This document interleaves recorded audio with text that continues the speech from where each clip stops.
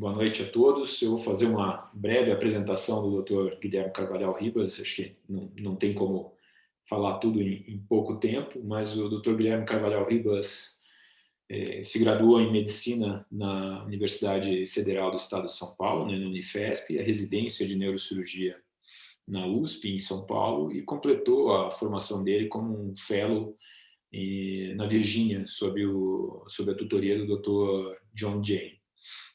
A dedicação inicial dele foi a neurotraumatologia, mas a partir de 1985 começou toda a sua dedicação à neuroanatomia microcirúrgica. E dessa dedicação saíram inúmeros trabalhos, publicações, cursos que todos nós conhecemos bem e nos foi muito útil, e nos é muito útil em todas as cirurgias. Então, a anatomia topográfica que o Dr. Guilherme apresentou para nós é fundamental. Ele tem uma linha de pesquisa, que é intitulada como correlação anatomotopográficas, correlações anatomotopográficas crânioencefálicas aplicadas à microneurocirurgia. E daí saíram diversas publicações, como acho que a mais marcante, que é The Cerebral Society, que no Journal of Neurosurgery, em 2001. Em 2010, foi o artigo mais acessado, mais baixado do Journal of Neurosurgery, o que é um orgulho para todos nós, um neurocirurgião brasileiro como tendo o seu artigo mais acessado no mundo em 2010. E o Dr. Guilherme participa de diversos cursos sobre neurocirurgia topográfica, microneurocirurgia, aplicado a tumores em Seattle, um curso muito conhecido de tumores em Londres, Portugal, entre outros. E, além disso, nós tivemos o prazer, por volta de 2004 e por alguns anos, o Dr. Guilherme participou da nossa disciplina de neurocirurgia. Com certeza trouxe muito benefício para as nossas reuniões, nossas cirurgias, foi uma grande convivência na neurocirurgia. Então, eu tomo a liberdade de falar que é uma honra para a disciplina de neurocirurgia ter o senhor aqui dando aula para a gente e um orgulho para a nossa disciplina na Unicamp, o senhor ter feito parte aí durante um período dela. Muito obrigado, Dr. Guilherme, e o senhor fique à vontade agora para a aula. Henrico, eu que agradeço e realmente é um prazer muito grande, porque essa fase que eu tive com vocês aí na Unicamp foi muito gostosa e muito rica para mim, em termos de aprendizado de cirurgia do lobo temporal, com epilepsia, com essa coisa. Me foi uma fase muito importante com o Evandro, que foi uma pessoa fundamental na minha vida, como sei que foi praticamente todos vocês também. Bom, como fazer uma coisa aqui muito informal, vocês só me falem quando eu precisar parar de falar, tá certo? Mas acho que, como vocês falaram uma horinha, imagino que seja isso.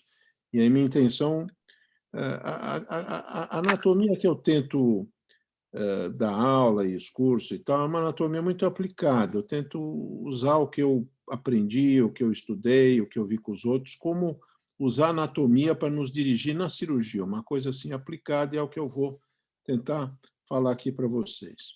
Quantas pessoas estão assistindo, mais ou menos, só para eu ter uma ideia de residência e tal? Só para... Estamos com 35 pessoas agora no momento, doutor Guilherme. Bom, nós temos residentes da Unicamp, provavelmente alguns do Centro Médico, do Mário Gatti e talvez da PUC também. Muito bem. Bom, como vocês todos sabem, o advento da microneurocirurgia tornou os sulcos cerebrais não só os principais landmarks da superfície cerebral, mas tornou esses sulcos também como possíveis corredores neurocirúrgicos. Então, os sulcos ficaram, assim, muito importantes de nós termos uma noção e, inclusive, utilizá-los cirurgicamente. Como vocês também sabem, o problema dos sulcos é que são muito difíceis de eles serem reconhecidos em cirurgia.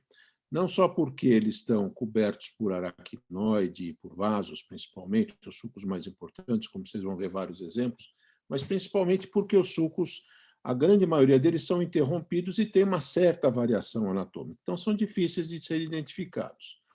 Evidentemente, hoje em dia, nós temos toda uma tecnologia, com neuronavegação em particular, que nos ajuda para isso, mas essa tecnologia não é available, vamos dizer assim, em todo mundo, nos nossos serviços, em vários lugares aqui do nosso país, e, evidentemente, essa tecnologia não deve substituir o nosso conhecimento anatômico, que nós temos que ter, né?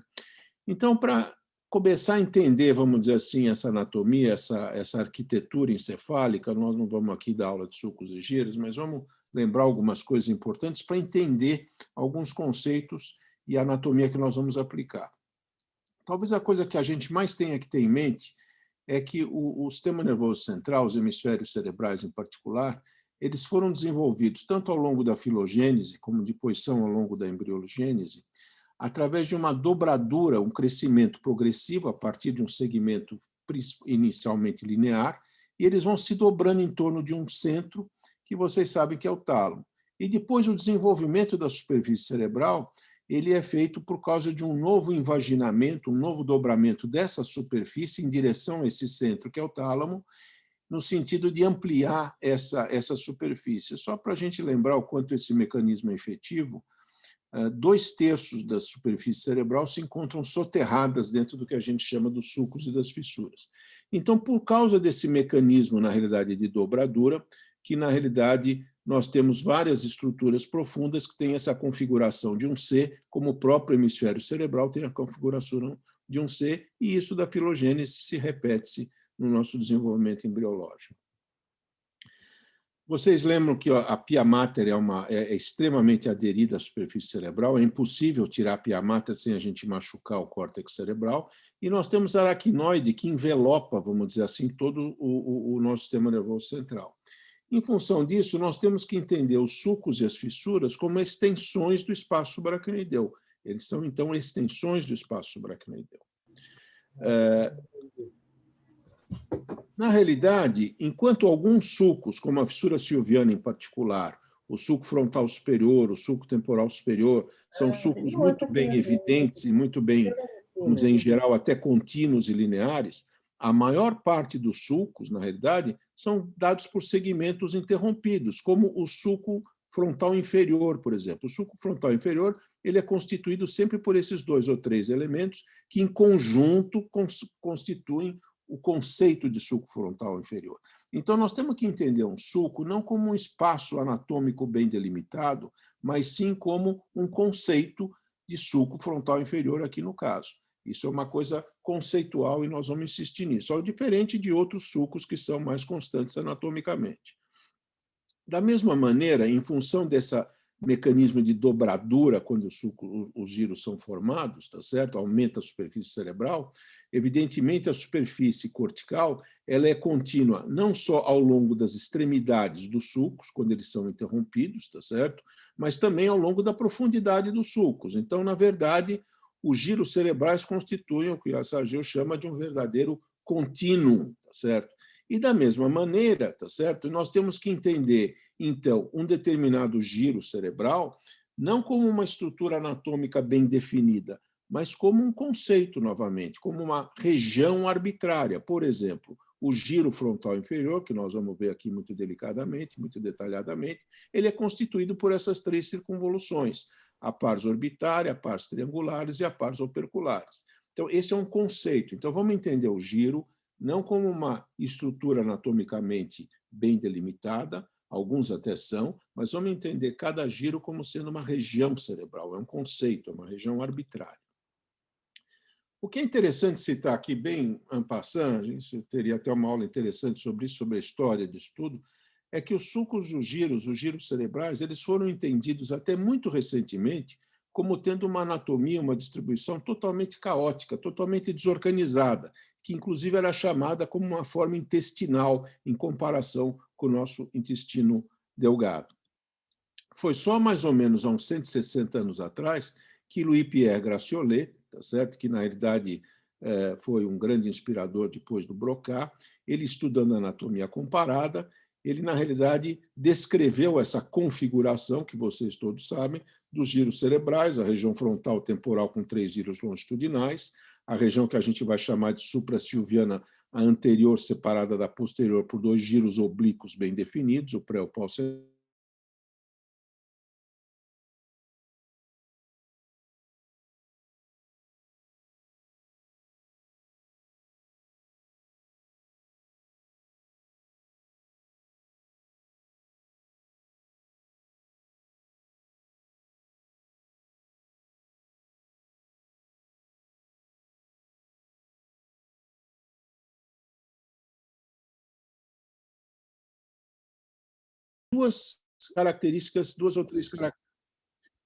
Duas ou três características muito importantes para o neurocirurgião. Uma é que todos os sulcos da superfície superolateral do cérebro e da superfície basal do cérebro estão dirigidas para a cavidade ventricular mais próxima. Então, se nós pegarmos um sulco, na realidade, bem definido, e formos seguir anatomicamente a sua orientação, nós vamos estar sempre nos dirigindo para a cavidade anatômica mais próxima. Isso é muito importante para nós termos uma orientação durante a cirurgia em relação a ventrículo e a cavidade, e o que pode estar entre a cavidade e o nosso acesso cirúrgico. Também por causa dessa invaginação, dessa dobradura, é muito interessante ver que, enquanto as fibras ditas de projeção, tá certo? Que são, em geral, as fibras funcionalmente mais importantes, enquanto elas estão relacionadas, têm sua origem na crista dos giros, o fundo dos sulcos, na realidade, é relacionado fundamentalmente, basicamente, apenas com fibras em U. Isso aqui é muito interessante, porque se você fizer um acesso transsulcal, pelo menos do ponto de vista teórico, você está poupando mais as fibras de projeção, simplesmente as afastando e não as lesando. Então, é uma consideração muito importante quando nós estamos trabalhando em áreas eloquentes. Os sulcos podem ser utilizados de várias formas. Eles podem ser utilizados simplesmente como referências anatômicas, tá certo? Ou podem ser usados como corredores cirúrgicos, tanto fazendo um acesso subpial quanto fazendo um acesso transsulcal, e, na realidade, nós podemos até delimitar as nossas ressecções em função dessas ressecções sulco a sulco. O que é importante é nós os identificarmos, reconhecermos e usarmos como as nossos referenciais anatômicos. Mas aí nós voltamos, então, para a anatomia, para tentar localizá-los, tá certo? E dentro dessa anatomia, na realidade, nós temos que nos basear nos dogmas, vamos dizer assim, desse capítulo da neurocirurgia, que é a topografia crânioencefálica, que tem como pai de todos, vamos dizer assim, o Pierre-Paul Broca, mas que depois se seguiu por diversos outros autores que fizeram outras escolas e fizeram outras correlações topográficas. O que é interessante que a gente vê quando a gente estuda isso mais de perto é que, enquanto alguns sulcos são mais constantes, por exemplo, o sulco frontal superior, como vocês estão vendo aqui, eles têm variações anatômicas. Mesmo assim, eles têm. Mas existem alguns pontos, principalmente pontos que são extremidades de sulcos importantes e pontos onde sulcos importantes se unem e que nós chamamos, na realidade, de sulcal key points, que têm uma anatomia muito mais constante. Então, o que nós queremos dizer com isso? Repetindo, enquanto os sulcos, mesmo os sulcos mais constantes, têm uma anatomia relativamente variável, eles têm alguns pontos que têm uma anatomia muito mais definida, muito mais constante, principalmente do ponto de vista relacional. Então, nós reestudamos esses pontos, alguns já descritos e outros que nós mesmos acabamos descrevendo, e estudamos isso não só em relação à convexidade craniana, mas em relação também à profundidade, às estruturas mais profundas do cérebro. Tá? Inicialmente, nos estudos iniciais, foram 32 hemisférios, isso é uma coisa muito conhecida. O nosso erro, na realidade, foi sempre um erro muito menor do que 2 centímetros, em geral, menor do que 1 centímetro, o que é um erro bom do ponto de vista de macroscopia, para nós localizarmos. A ideia inicial era constituir, vamos dizer assim, um framework de sulcal key points, em que nós poderíamos entender qualquer lesão em qualquer lugar do sistema nervoso em relação ao ponto key point mais importante, o ponto-chave mais relacionado com eles. E, a partir daí, não só localizar o sulco a partir do conhecimento do sulco, mas saber, em relação ao crânio, onde que estava esse sulco. Os principais objetivos, então, era onde nós pormos a nossa craniotomia, relacionada com cada lesão, e, a partir daí, identificar o sulco que nós vamos usar ou como referência anatômica ou como via de acesso, e eu vou mostrar vários exemplos disso. Isso daqui está publicado em 3 artigos mais clássicos, mais básicos, que vocês acham facilmente. E para aplicar esse conceito de sulco key point, de pontos chaves dos sulcos, nós temos que ter em mente só duas medidas, tá certo? Porque nós vamos usar muito aqui as suturas e os pontos craniométricos, que foram também descritos pelo Broca. O Broca, além de neurologista, cirurgião, ele era também um antropólogo. Então, ele, na realidade, descreveu os pontos craniométricos, o Nasi, o Bregma, todos esses pontos que vocês conhecem, na realidade, mais para fazer estudos de diferenças de raças. E depois ele aplicou esse conceito também na cirurgia. Às vezes é difícil nós palparmos o Bregma, por exemplo, mas o Nasium, que está na base do nosso nariz aqui, é muito fácil. E do Nasium para o Bregma, no adulto, nós temos mais ou menos uns 13 centímetros. E mais 13 centímetros no adulto, nós temos o lambda. Só de saber essas duas medidas aqui e outros pontos que depois eu vou referir durante a aula, nós vamos saber nos localizar no crânio. Então, só lembrem que o Bregma está 13 centímetros atrás do Nasium, mais ou menos, se a cabeça for maior ou menor, vocês levam em consideração, e mais 13 centímetros nós temos o lambda.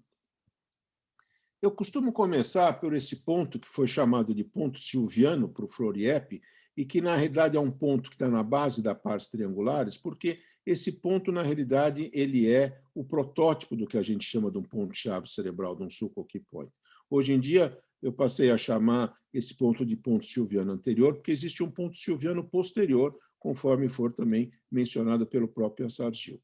Esse ponto, na realidade, ele é um ponto que a gente chama de cisternal, ele é um ponto em que o espaço subaracnoideu está aumentado ao longo da fissura silviana de uma maneira muito variável. Então, se nós determinamos esse ponto ao longo da fissura silviana, diga-se que a fissura lateral do cérebro, a fissura silviana, é o único sulco que a gente pode identificar com certeza absoluta durante uma cirurgia, tá certo? Nós vamos identificar uma região em que ele está aumentado, um alargamento, a gente chama de um aspecto cisternal, e isso divide a fissura silviana numa porção posterior ou dorsal e numa porção anterior ou esfenoidal. E desse ponto silviano anterior sempre nascem um ramo horizontal anterior, um ramo horizontal, tá certo? E um ramo ascendente anterior. Ascendente anterior porque existe um ramo ascendente posterior. Então, um ramo horizontal e um ramo ascendente anterior. Evidentemente, esses dois pontos delimitam o que a gente chama da parte triangular do giro frontal inferior. As partes triangulares, ela sempre recebe um raminho que entra aqui da frente para trás, depois vocês vão ver outros casos, e que é um raminho que eu acredito que nós tenhamos descrito isso aqui, e que caracteriza as partes triangulares.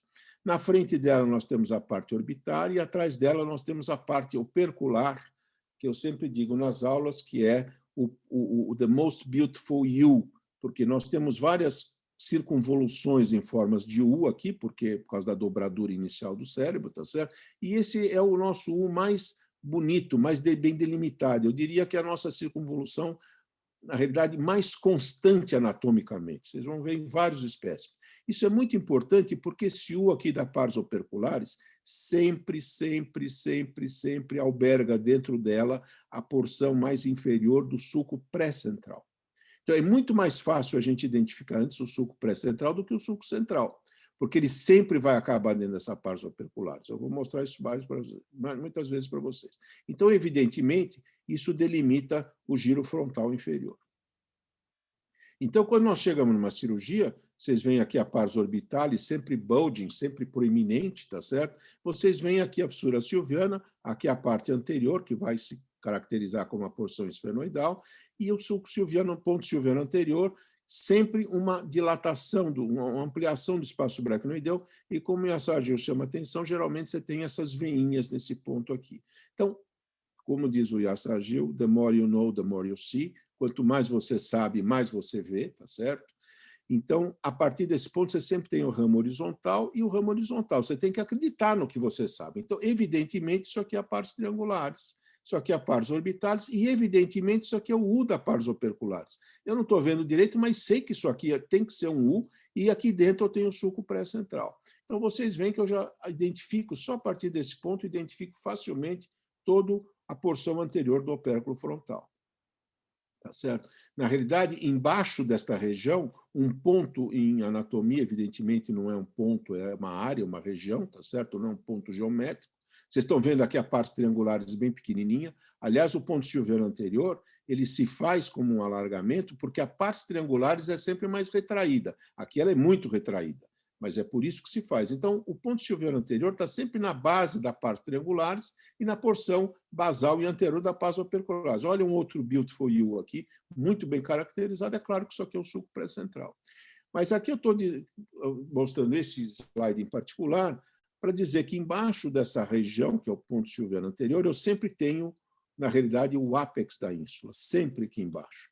E por que o ápex da ínsula é importante?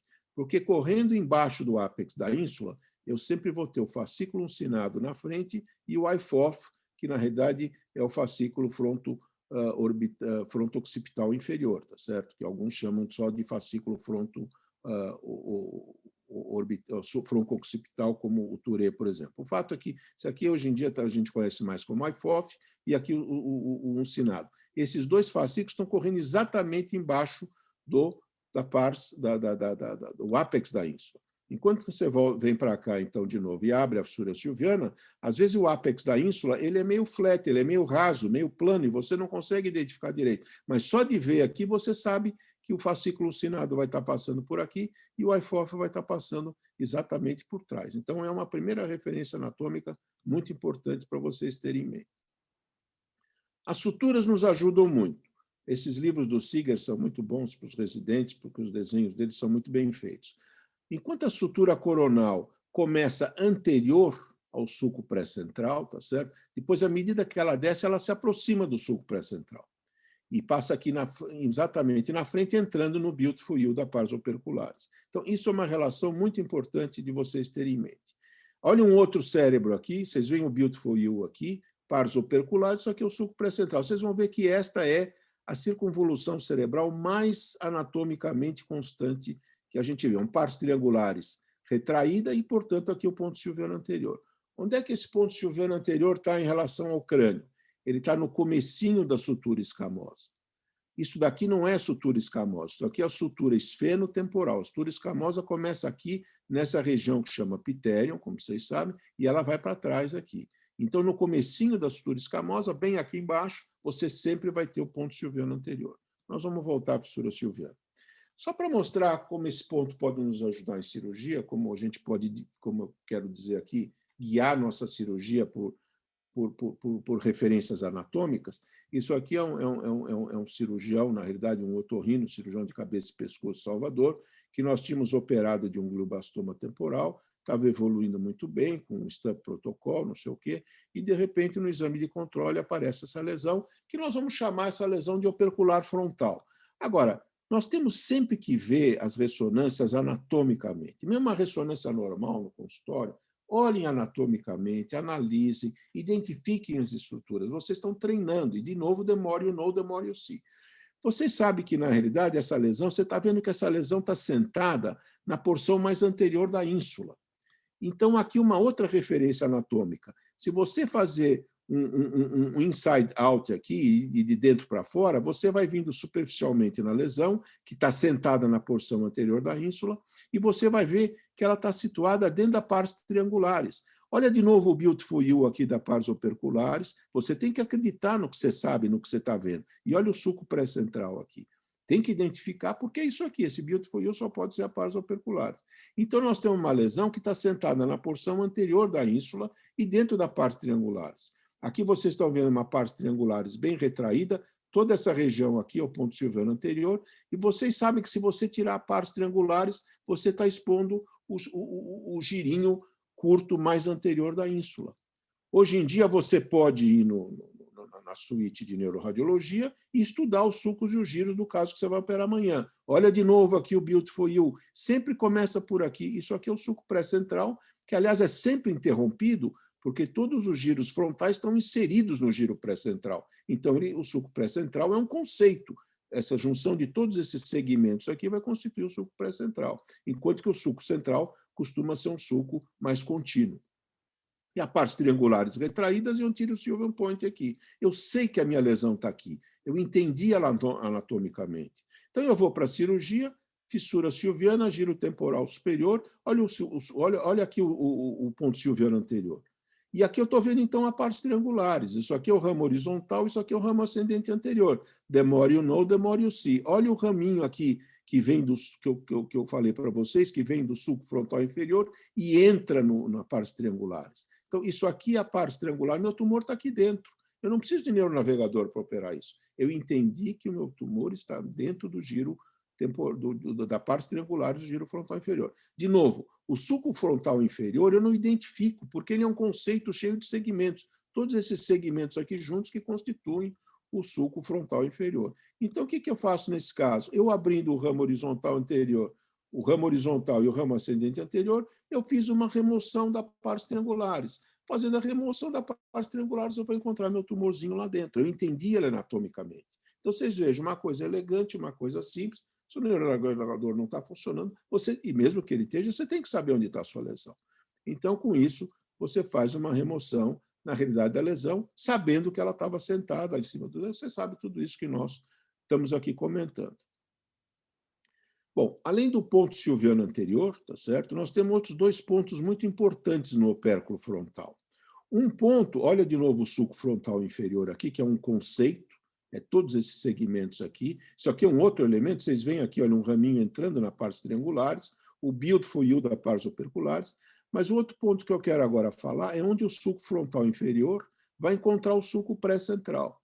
Onde 2 sulcos importantes se juntam, geralmente você tem um alargamento do espaço subaracnoideu. Então, isso daqui é variável, isso aqui mas esse ponto é anatomicamente constante. Esse ponto, evidentemente, é importante porque ele está sentado em cima da pares operculares, no hemisfério dominante, em cima da região que nós chamaríamos de Broca, tá certo? Então, é um ponto muito importante. E também porque essa porção do giro motor que está dele para baixo é uma porção da representação orofacial e que vocês sabem que ela tem uma representação bilateral. Então, na verdade, se você estiver no hemisfério não dominante, você pode, inclusive, remover essa porção do giro motor daqui para baixo. Daqui para cima você não pode, porque você já vai estar entrando na região da mão, no ômega da mão. Mas daqui, então, esse ponto é muito importante. Um outro ponto muito importante do opérculo é onde o sulco central vai se projetar na fissura silviana. Onde o sulco central vai se projetar na fissura silviana. Nós chamamos esse ponto aqui de ponto rolândico inferior. Esse ponto rolândico inferior também é muito importante, que vai estar me mostrando onde o sulco central vai sentar na fissura silviana. Onde estão esses pontos? Esse ponto aqui, onde o sulco frontal inferior encontra o pré-central, ele está exatamente atrás de um ponto que o Broca descreveu como estefânio. O que é o estefânio? O estefânio é um ponto onde a sutura coronal encontra a linha temporal superior. Todo dia vocês expõem isso em cirurgia. Atrás desse ponto de encontro, você tem a região onde o sulco frontal inferior está encontrando o pré-central. Lembra que o pré-central ele vinha longe da coronal aqui de cima e depois ele vai se aproximando? Olha aqui. Quando ele chega nesse ponto, é onde o sulco frontal inferior está chegando no pré-central. Vocês precisam treinar isso todo dia, vendo as ressonâncias, vendo tudo isso, e para se acostumar com essa anatomia, para olhar para o crânio do paciente, para a cabeça, e saber onde estão as coisas. E onde está esse sulco, esse ponto rolândico inferior? Esse ponto rolândico inferior está na porção mais alta da sutura escamosa. E essa porção mais alta da sutura escamosa está numa linha vertical que vem de onde eu chamo de fosseta pré-auricular, na frente do seu tragus, onde você palpa o seu sulco temporal. Tentem palpar o pulso temporal. 4 centímetros para cima no adulto, você tem a porção mais alta da sutura escamosa. Então, esses 3 pontos, você, na realidade, está sabendo onde estão todas as circunvoluções do opérculo. Vamos lá. Prosseguindo. Depois nós vamos voltar a mostrar exemplos de como aplicar esses pontos. Quando nós olhamos agora a superfície superior do lobo temporal, que a gente chama de superfície opercular do lobo temporal, se distingue esse giro aqui. A gente chama de giro transverso, genericamente, qualquer giro que está dentro de um sulco ou de uma fissura. Esse aqui é o maior giro transverso que nós temos. Como vocês sabem, é o giro transverso de Heschel, que é a nossa área auditiva primária. O giro de Heschel ele divide essa superfície temporal superior em 2 planos. Um plano anterior, que é polar, porque chama polar porque está perto do polo, que é oblíquo. E um plano posterior, que a gente chama de temporal, que é sempre flat, ele é sempre plano assim. E eles têm sempre esse aspecto triangular, com o seu ápice imediatamente aqui conectado adjacente ao átrio. Então, esse aqui é o giro de Herschel, que divide em plano polar e plano temporal. Muito bem, aqui vocês estão vendo o giro de Herschel aqui atrás, vamos ver melhor aqui, vocês estão vendo o giro de Herschel aqui atrás, vocês estão vendo que aqui é plano, e vocês estão vendo que para frente do giro de Herschel nós temos esse plano polar, que na realidade ele é oblíquo. Então, qual a implicação disso? De novo, anatomia aplicada. Se você vê um corte coronal em que a fissura silviana está oblíqua, é porque você está na frente do giro de Herschel. Se você vê ela plana, é porque você está no giro de Herschel ou no plano temporal. Então, só de ver, você vê uma lesão aqui, você tem que saber onde está essa lesão. Ela está em cima do plano polar, então ela está para frente do giro de Herschel. Aqui ela está para trás do plano polar. Portanto, no plano temporal.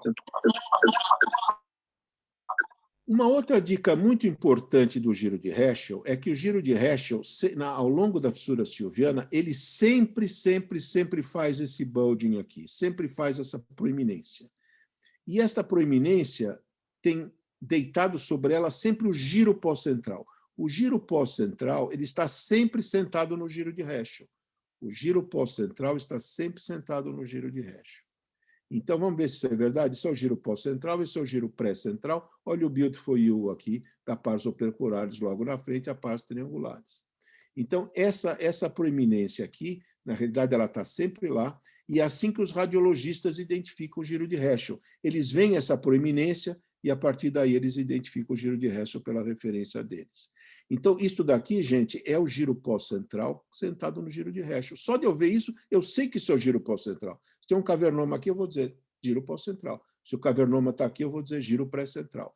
Aliás, o chamado lobo central, ele na sagital tem sempre esse aspecto quadradão, esse aspecto quadrangular. Vocês sabem que o lobo central é o giro pré-central, o giro subcentral, o giro pós-central e o lóbulo paracentral lá no meio. É uma elipse que é escavada pelo sulco central. Isso a gente falaria mais numa aula de sulcos e giros. Então, voltando aqui, olha, vocês vejam, olha o bulging aqui. Ó. Se isso daqui é o bulging, isso aqui, evidentemente, isso é o giro de Herschel. Então, é claro que esse aqui é o giro pós-central, que está sentando no giro de Herschel, logo atrás do ponto rolândico inferior. Então, vamos agora entender esse tumor aqui, tá certo? Então, aqui vocês estão vendo uma visão normal. Olha o Beautiful You aqui, da pars operculares. Olha o quadradão do lobo central. Isso aqui é o sulco central, giro pré, giro pós, e o giro subcentral aqui unindo os dois. E, evidentemente, atrás o giro supramarginal, que se continua com o giro temporal superior, como vocês sabem.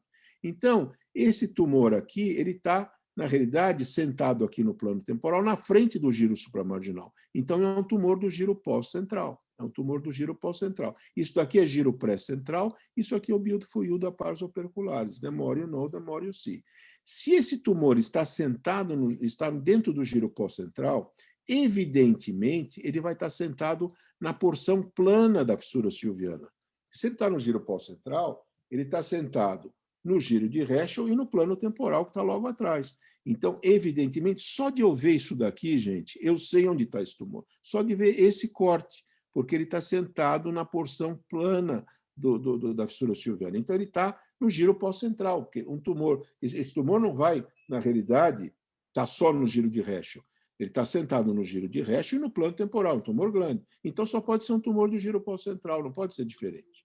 Tá certo? Então, vamos nos localizar com esse tumor, tá certo? E vamos ver quanto você pode ver na anatomia só de ver a sutura escamosa. Aqui a fosseta pré-auricular que eu falei para vocês, onde vocês palpam o seu pulso temporal, tá certo? Se você vier 4 centímetros aqui para cima, você vai estar na porção mais alta da sutura escamosa. E ver quanta coisa, então, a sutura escamosa me diz. Quando eu estou vendo a porção mais alta, eu sei que aqui é o ponto rolândico inferior. Então, meu sulco central está aqui. O que está logo para trás do ponto rolândico inferior? O giro de Herschel. O giro de Herschel está aqui. O giro de Herschel está aqui. Vocês têm que saber que a porção anterior da sutura escamosa, até chegar ao ponto rolândico inferior, ela corre exatamente sobre a fissura silviana. Quando nós chegamos no ponto rolândico inferior, enquanto a fissura silviana ela sobe, a sutura escamosa desce. Então, o giro de Herschel está aqui. Aqui está o ponto rolânico inferior. Se eu vier 2 a 3 centímetros, 2,5 centímetros para frente, eu vou ter o ponto silviano anterior. Então, aqui eu vou ter a pares triangulares e aqui eu vou ter a pares operculares e para frente a pares orbitalis. Então, tudo isso eu estou vendo só de ver a sutura escamosa. E é claro que se eu fizer a exposição, está tudo lá como eu previa, tá certo? E eu sei que esse tumor está no giro pós-central, qualquer um ia fazer esse tumor, mesmo sem saber onde ele está, mas é muito mais adequado você saber onde está o seu tumor. Então, você veja, esse é o ponto rolândico inferior. Então, tudo isso aqui é giro pré-central. Isso tudo é giro pós-central. Você tem que entender onde está o tumor. O Yassargil falou muito bem que mesmo tumores de alto grau, gliomas, eles ficam restritos a um compartimento durante muito tempo. E o giro pós-central é um compartimento, por quê? Porque o suco central, que está aqui logo aqui atrás, ele é um suco profundo. O tumor precisa passar por baixo para vir para cá. Tá certo? Se eu, na verdade, vou um pouquinho aqui para frente, aqui é o ponto silviano anterior. Então, vamos lá. Se isso aqui é o ponto silviano anterior, isso aqui é a partes triangulares. Por que eu estou dizendo aqui? Porque eu estou vendo o Beautiful You aqui. De novo, the more you know, the more you see. Quanto mais você sabe, mais você vê. Então, se eu sei que tem que ter um Beautiful You aqui, eu vejo que ele está aqui. Ele está aqui. Então, isso daqui, que é a pares triangulares, está aqui para frente. Isso aqui é o Beautiful You, que é a pares operculares. Isso tudo aqui é giro motor, é giro pré-central. E se eu levantar aqui, o que eu vou fazer? Eu vou ver um aspecto cisternal, que é onde o sulco frontal inferior chega no pré-central. E olha como eu estava certo. É muito comum ter uma veia correndo nesses sulcos importantes. Você tem uma veia correndo no sulco pré-central e o sulco pré-central está acabando dentro da pares operculares. Então, isso aqui é hemisfério esquerdo, gente. O Broca está aqui. O Broca está aqui. Isso daqui é o sulco pré-central, isso aqui é o Beautiful You, tudo isso aqui é giro motor. Então, nesse caso, eu usei os sulcos para fazer o meu debulking, para fazer o meu esvaziamento. Eu não fiz nenhum acesso transsulcal, é uma senhora de idade, não estava com problema de fala. Eu tirei o meu giro pós-central aí e pulei fora, e ela viveu mais do que a natureza deixou ela viver. Muito bem. Saindo do opérculo, um ponto fundamental é onde o sulco frontal superior vai encontrar o pré-central. De novo, o sulco frontal superior é um sulco muito constante, muito profundo, muito constante anatomicamente. E ele acaba no sulco pré-central. O sulco pré-central é um conceito, olha, é esse segmento, mas esse segmento, por quê? Você sempre vai ter essa inserção aqui do giro frontal médio no giro pré-central, sempre. A inserção do giro frontal superior no giro pré-central é mais medial, mas essa é sempre assim bem superficial e bem grossa. Esse ponto aqui, onde eles se encontram, é fundamental, porque vocês vão cansar de operar tumores do que eles chamam da SMA area, da área motora suplementar. Se você for somar os low-grade gliomas da área motora suplementar com os gliomas de baixo grau de ínsula, na casuística francesa, no estudo cooperativo deles, dão mais de 50%, 51%, 52%. Então, tumores da área motora suplementar, aliás, eu diria que são os tumores que eu mais tenho em maior número, eles são muito frequentes. E se você quiser tirar essa região, esse compartimento do giro frontal, nós vamos mostrar um caso, você precisa saber onde está esse ponto. E esse ponto está exatamente na frente do ômega. Olha que beautiful o ômega aqui.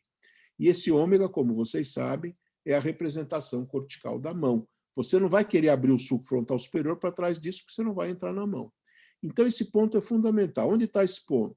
Esse ponto está 3 centímetros lateralmente e até 2 centímetros atrás da coronária.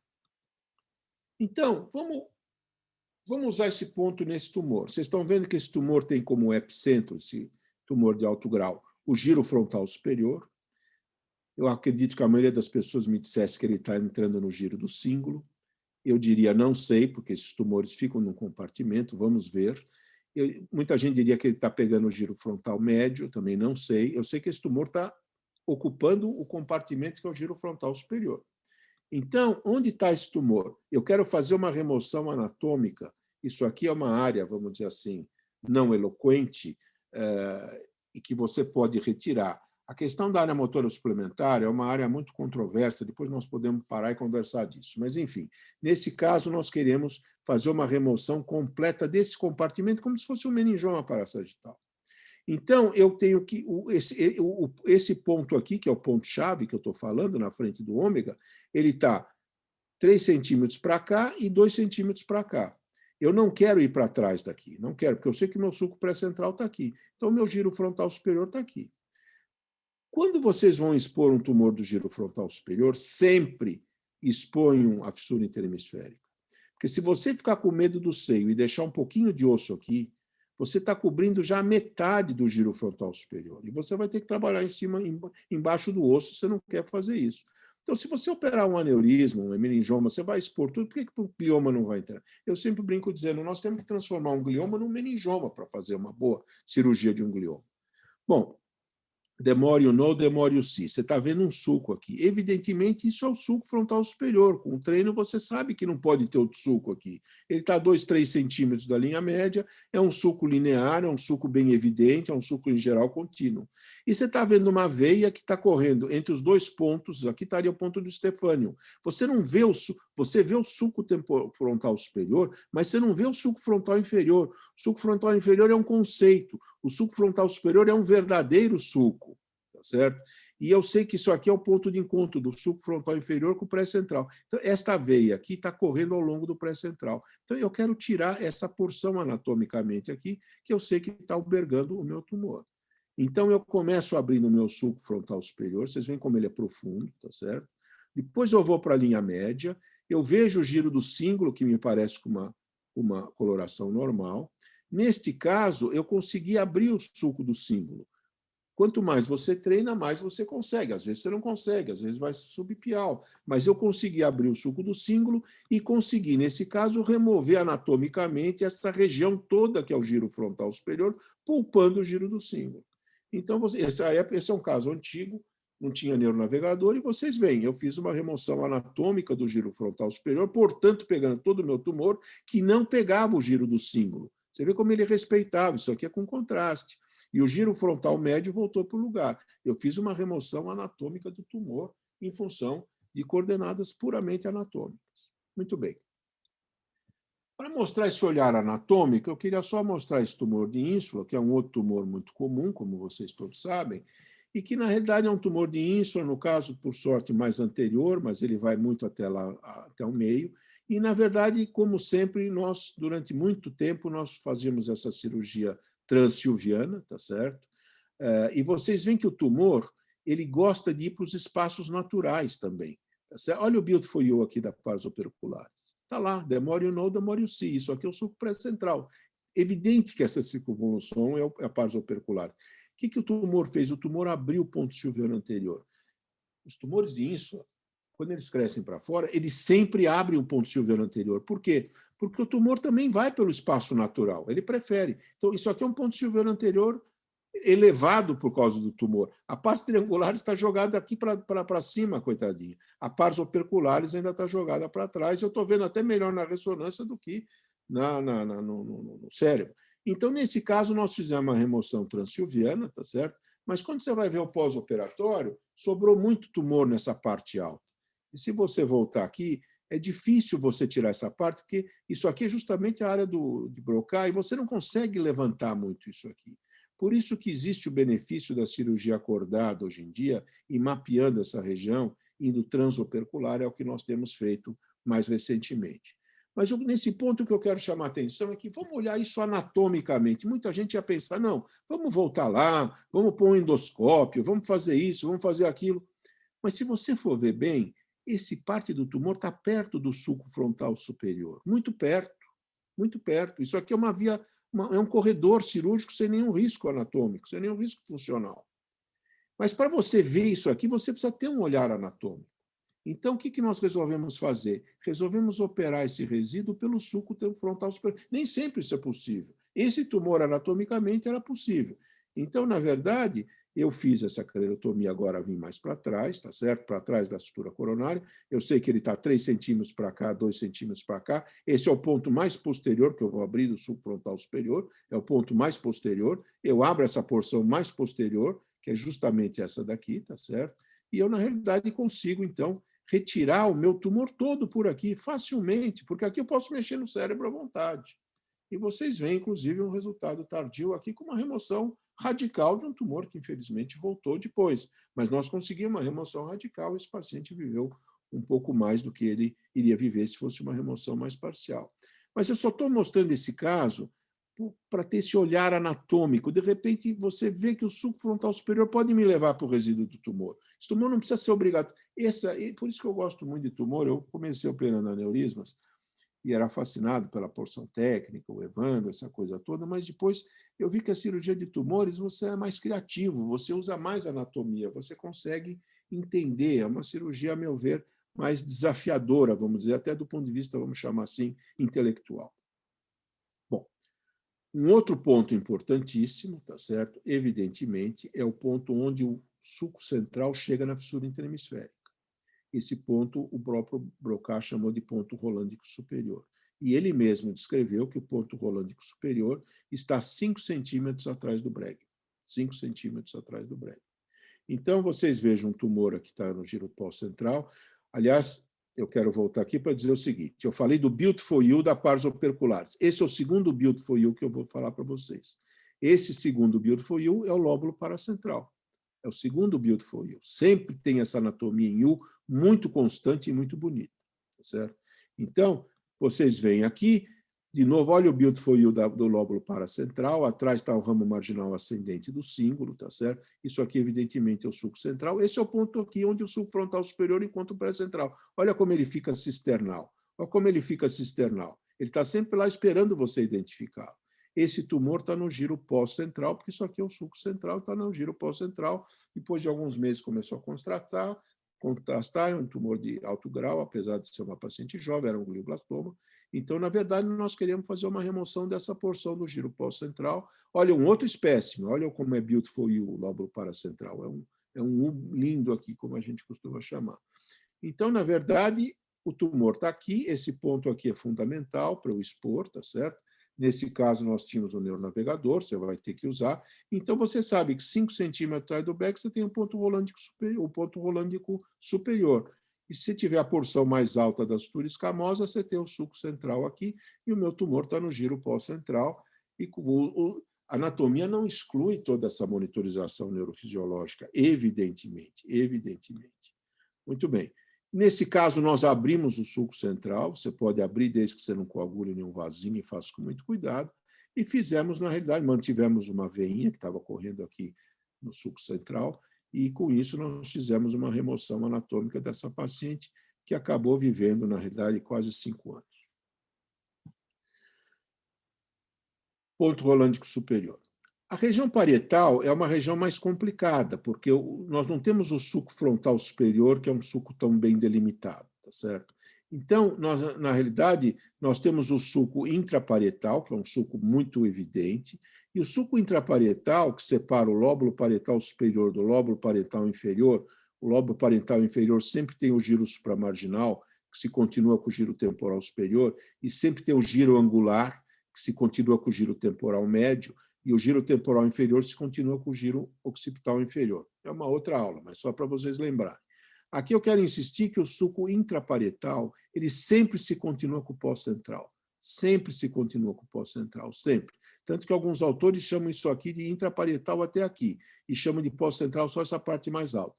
Mas a nomenclatura do metil-ônio de Assargil, que nós seguimos, intraparietal é aqui, e tudo isso aqui é pós-central. Tudo isso aqui é pós-central, que geralmente tem uma interrupção da comunicação do lóbulo parietal superior com o giro pós-central. Muito bem. Então, nós vamos ver 2 pontos importantes na região parietal. Um ponto é onde o sulco intraparietal se torna pós-central. Vocês veem, como é que ele está reconhecendo? A partir só dessa dica, eu sei que o sulco intraparietal só pode... Isso aqui não é o sulco intraparietal, ele não vai para baixo. O sulco intraparietal é sempre assim, ó, ele sempre corta o intraparietal, ele é intraparietal. Então, e ele se continua com o pós-central, então eu sei que isso aqui é pós-central. Aqui eu estou vendo um giro oblíquo e estou vendo outro giro oblíquo. Então, evidentemente que isso é giro pós-central, isso é giro pré-central. Olha o sulco frontal superior encontrando o pré-central aqui. Muito bem.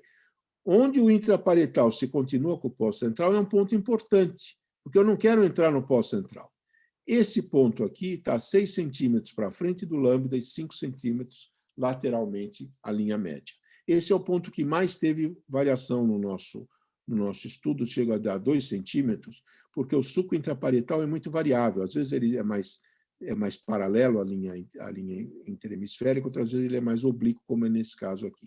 mas eu tenho que saber mais ou menos onde está esse ponto aqui de transição. Agora, um outro ponto muito mais fácil e muito mais lembrável, e que eu quero que vocês guardem aqui, é o que o Broca chamou de eurion. Eurion, em grego, quer dizer o mais distante.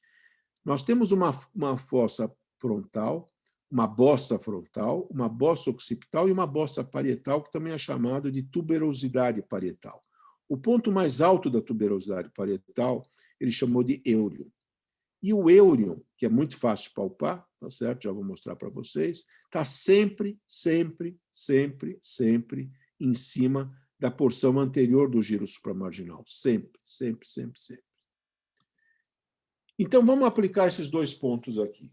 De novo, vamos ver isso aqui anatomicamente. Gente, se eu estou vendo um suco correndo aqui, esse é o intraparietal, não pode ser outro. E eu sei que o intraparietal se continua com o pós-central. Então, isso é giro pós-central, isso é giro pré-central. Isso daqui é giro supramarginal, isso aqui é giro angular.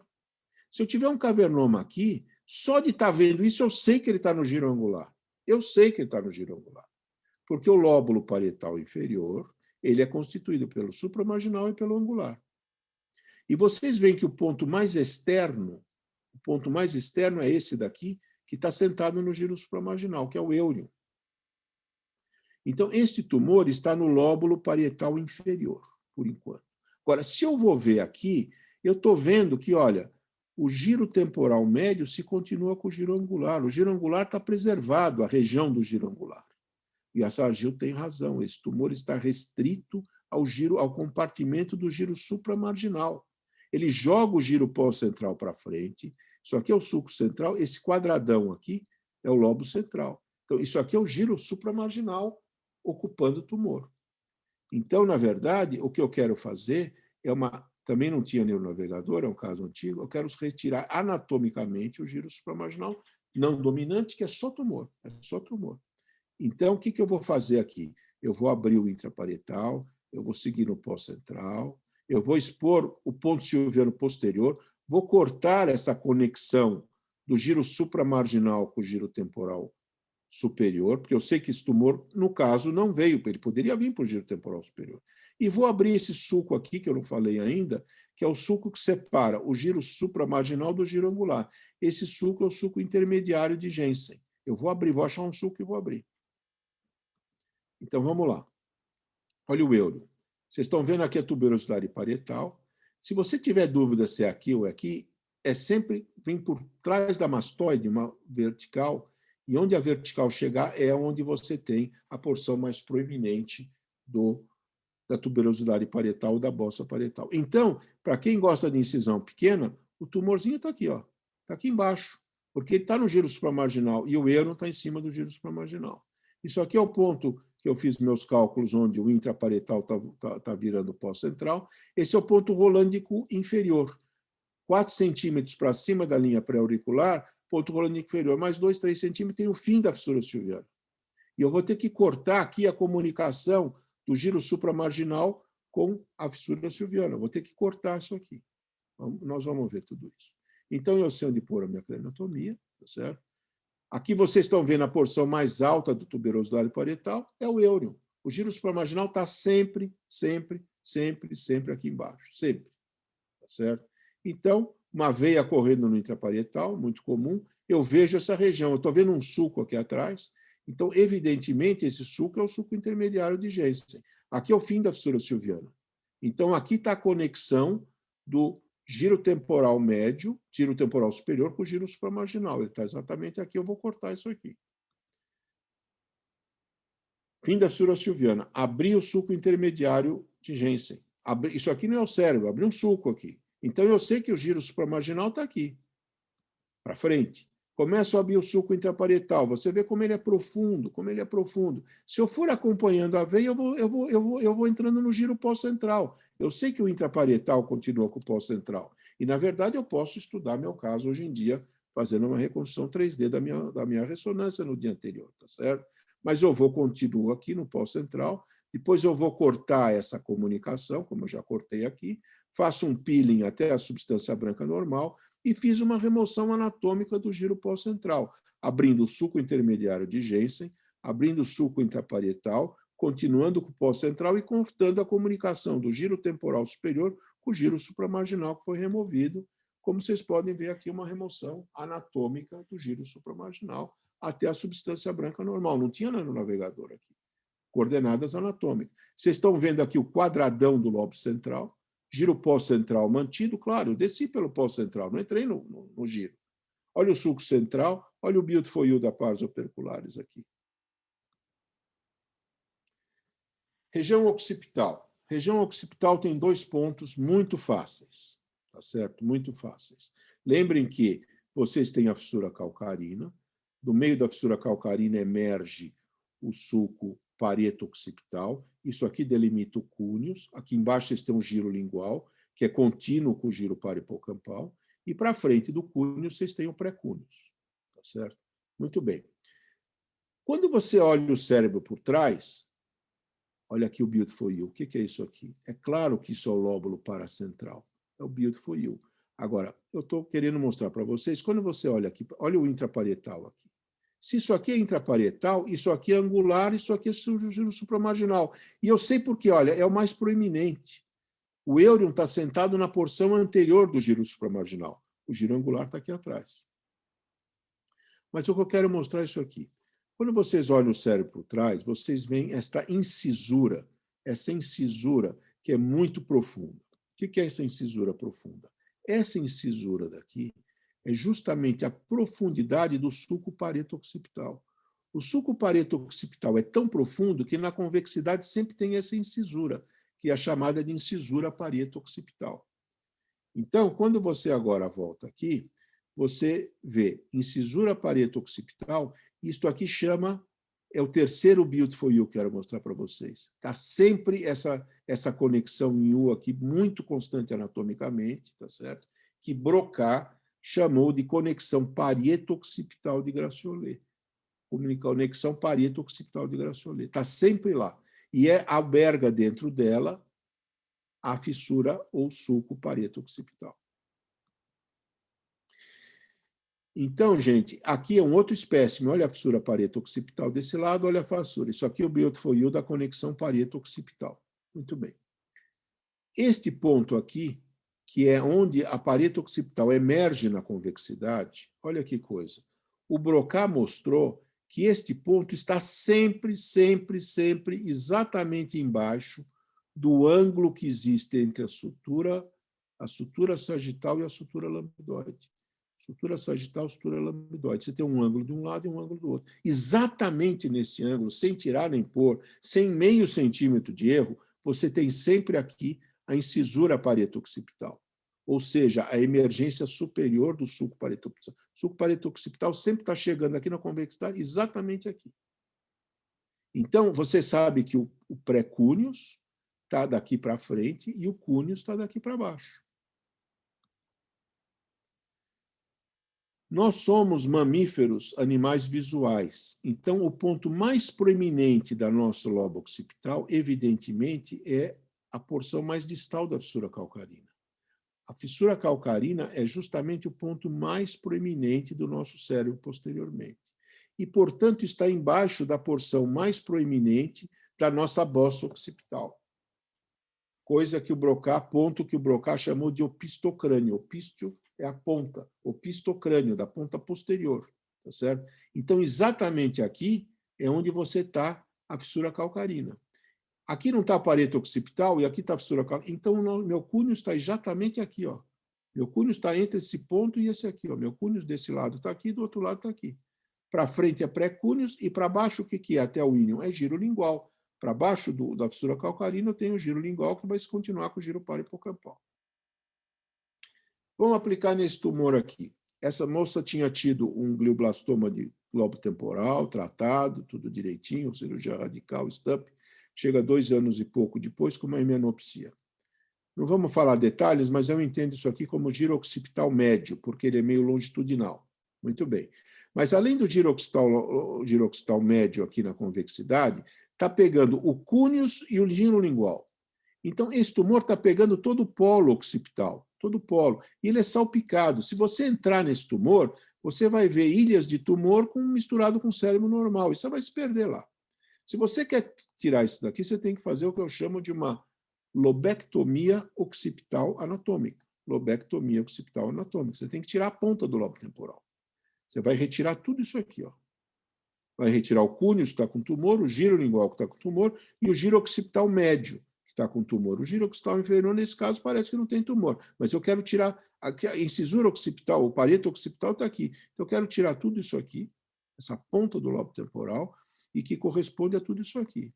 Eu estou vendo que o tumor não vai aqui na porção anterior do giro lingual. Então, se o tumor fosse para cá, eu ia seguir o tumor aqui. Mas eu vou parar por aqui, porque o tumor não vai mais para frente. Aliás, ela ficou hemianóptica porque ela pegou a fissura, a metade distal da fissura calcarina, que tem área primária visual. A porção anterior da fissura calcarina não é área primária, mas ela pegou. Então, eu vou tirar essa ponta do lobo temporal. É isso que eu vou fazer aqui. Isso. Muito bem. Paciente sentada, eu já estou vendo todo o cérebro dela aqui. Olha o lambda, onde a sutura sagital encontra a lambdoide. Aqui é o pareto occipital. O pistocrânio, a porção mais distal da bossa occipital, aqui, ó, o pistocrânio. Então, o meu cúneo vai daqui até aqui. Daqui até o ínion é giro lingual. Então, gente, eu quero tirar isso aqui, ó. A porção do cérebro que eu quero tirar é isso aqui. A ponta do lobo temporal está aqui. Exponho, não estou vendo nada, mas eu estou vendo uma veia. E eu já aprendi que veia gosta de correr em sulco importante. Essa veia está vindo do pareto occipital e está cobrindo a fissura, a incisura occipital. Está cobrindo. Eu sei que aqui tem um beautiful you. Eu sei que aqui tem um beautiful you. Eu sei, tenho certeza. E olha, aqui, antes de mais nada, isso daqui está embaixo do lambda. A sutura sagital acabou aqui. Desculpe. A sutura sagital acabou aqui, a sutura lambdoide veio para cá. Esse aqui é o ângulo, é justamente onde está a pareto occipital, exatamente aqui, tá certo? E olha, eu abri a pareto occipital, olha, apareceu o beautiful you aqui, ó. Eu machuquei essa veia, mas apareceu, tá vendo? Antes não tinha. A veia continua aqui, mas aqui, olha, aqui a prega pareto occipital do Gratiolet. E se eu continuar aqui, eu vou descer pelo sulco occipital superior, que eu chamo, ou sulco interoccipital, como alguns chamam. Olha, eu vou cortar isso aqui e vou descer pelo interoccipital até o tentório e vou tirar a ponta do lobo temporal. Mas eu começo, olha como é profundo o pareto occipital. Isso aqui é a intimidade do pareto occipital. Daqui para cima é pré-cúneos e daqui para baixo é cúneos. Vocês têm que saber onde está. E, evidentemente, isso aqui é a fissura calcarina. Aqui embaixo, isso aqui é giro lingual.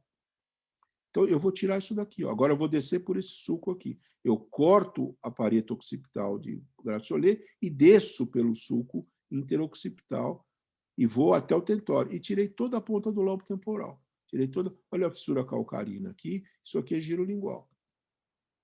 Isto daqui, agora que ficou, é a porção anterior do giro lingual. Olha a porção anterior do giro lingual aqui. Porção anterior do giro lingual, que não tinha tumor. Então, não preciso tirar. Eu sei onde é que estava o tumor. Estudei o tumor. E a meu bipolar está justamente segurando o quê? A base do pré-cúneus aqui. Então, vocês têm que saber onde vocês estão. Que nem no ângulo ponto. Você tem que saber onde você está. O cérebro, nós temos que ver do mesmo jeito. E, hoje em dia, ver as fibras que estão lá dentro também. Então, vocês veem que eu fiz uma lobectomia occipital anatômica, preservando a porção anterior do giro lingual, tá certo? Como eu previa, como eu tinha programado.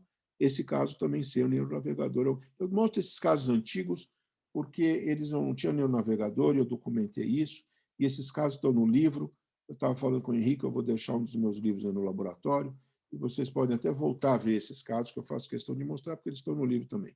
E eu vou acabar mostrando esses dois pontos aqui da base do crânio. Muito importantes. Isso aqui é a sutura escamosa. Isso aqui é o astério, que é o ponto de encontro da lambdoide, da occipitomastoideia e da paretomastoideia.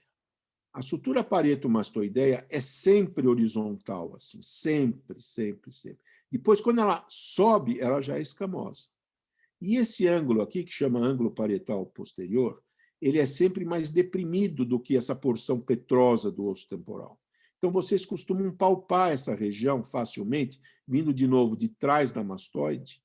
Palpar essa região deprimida é o ponto de transição da sutura paretomastoideia para a sutura escamosa. E este ponto aqui é o ponto onde você está na frente do tragus, palpando de novo a sua pulso temporal, que eu chamo de fosseta pré-auricular, na frente do seu tragus. Então, esses dois pontos são pontos muito fáceis de você identificar. Uma está na frente do tragus, na frente da orelha, na fosseta, aqui em cima da porção posterior do arco zigomático, onde ele se insere aqui no temporal, tá certo? Muito fácil, palpa o pulso temporal. E outro você palpa vindo aqui por trás da mastoide. Todo mundo fala de palpar a ponta da mastoide. Difícil palpar a ponta da mastoide. Você palpa fácil a parte posterior da mastoide. E quando você vem aqui e encontra essa depressão, é esse ponto de transição das suturas. E se você subir essa vertical mais aqui, chegar aqui, está no eurium. E no eurium, você está em cima do giro supramarginal. Mais precisamente na metade anterior do giro supramarginal. Se você seguir aqui reto, é a porção mais alta da sutura escamosa. Aqui está o ponto rolândico inferior. E para trás você tem o giro de Herschel. Então, vendo essas coordenadas, você sabe exatamente o que está acontecendo lá dentro. Vamos ver o que esses dois pontos, fáceis de eu identificar, o que eles me mostram dentro do crânio. Muito bem. Até publicamos um trabalhinho que acabou sendo capa do Journal, uma coisa tão simples, vocês veem como uma coisa tão simples vira importante. Este ponto aqui, que está exatamente aqui, ele está delimitando a porção anterior do osso petroso. Lembrem que a porção, o temporal, ele tem a porção escamosa, tá certo? Que é essa porção aqui, como principais porções do temporal, a porção escamosa e a porção petrosa. A mastoide não é mais nada do que a apófise mastoide da porção petrosa do osso temporal. A mastoide é parte do osso temporal. Agora, a porção petrosa, ele tem esse plano aqui superior. Eu digo que a fossa média é daqui para frente. Aqui é a superfície superior do rochedo, da porção petrosa. Então, esse ponto daqui está delimitando a porção anterior do rochedo, porque depois ele vai triangular aqui para trás. E o que é esse ponto aqui? Esse ponto daqui está delimitando justamente a porção posterior do rochedo. A porção posterior do rochedo.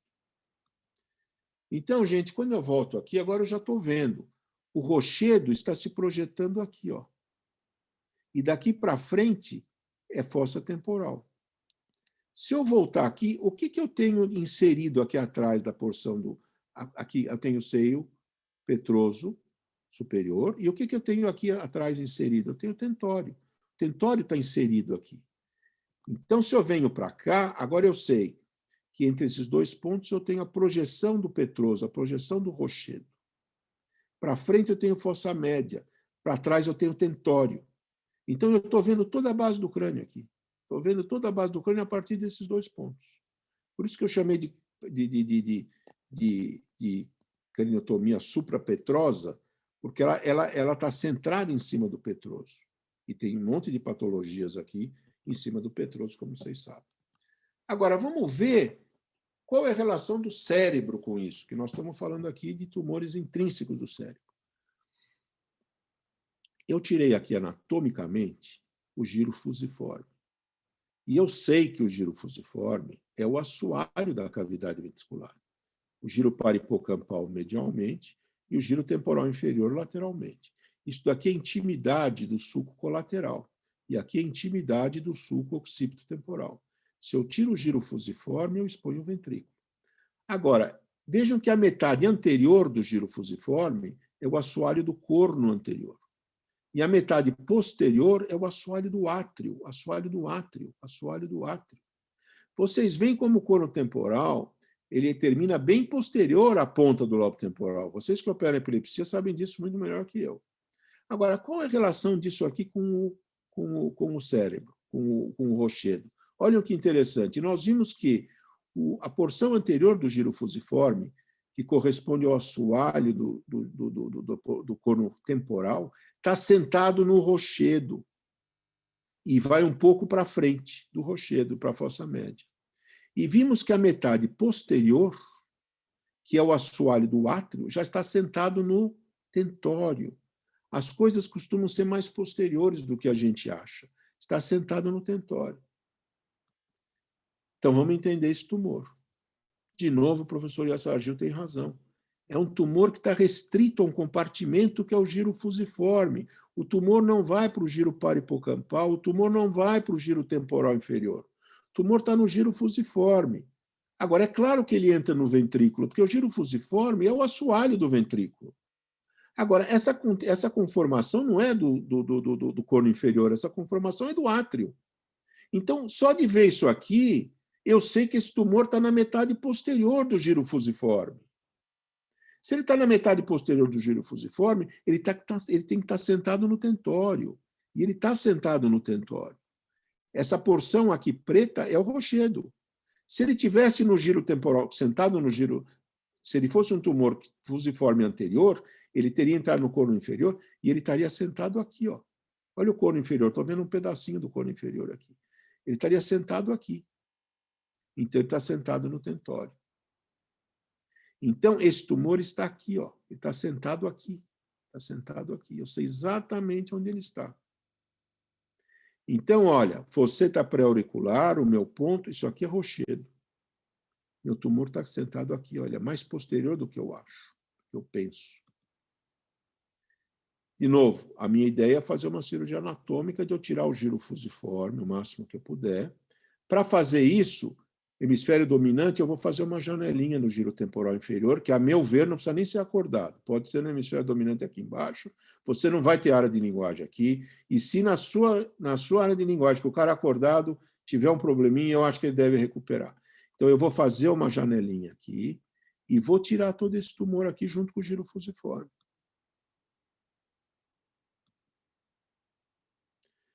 Onde está o tumor? Olha a fosseta pré-auricular aqui, onde eu palpo o meu pulso temporal. Eu estou até vendo a depressão aqui, onde a sutura parietomastoideia vira escamosa.